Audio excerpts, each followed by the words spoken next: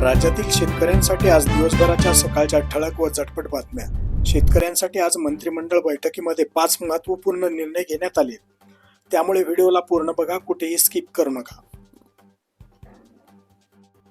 अतिवृष्टीचा फटका छत्रपती संभाजीनगर शहरालगतच्या गावातील शेतकऱ्यांना सुद्धा बसलाय। शेतातील उगवलेली मेथी अति पावसाने खराब झाली आहे।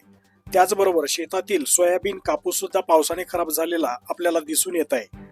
त्यामुळे शेतकरी त्यावर वखर चालवताना आपल्याला दिसत आहे।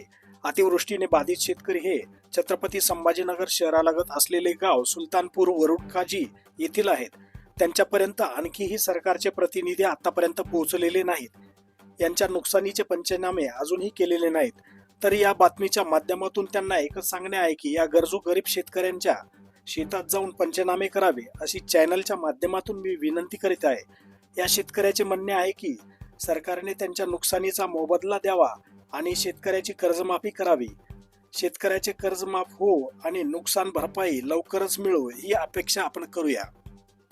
पूर्ण नुकसान झाली आमची, पूर्ण पावसाने गेलंय, उकरून टाकू राहिलो, काय करणार आहे। किती लागवड लागली? 1 एकर होतं साहेब, 10,000 रुपये बिल होतं, 5,000 रुपये खत होतं, पूर्ण गेलं साहेब। मेथी आहे ना? मेथी साहेब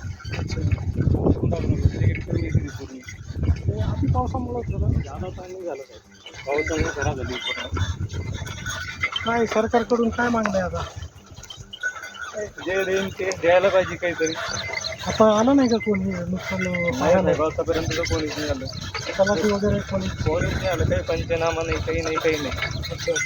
नुसतं चालू आहे, बस घोषणा मोठमोठाल्या आहेत। मुख्यमंत्र्यांचं आता सांगितलं की सरसकट काही नुकसान भरपाई काही देणार आहेत म्हणून।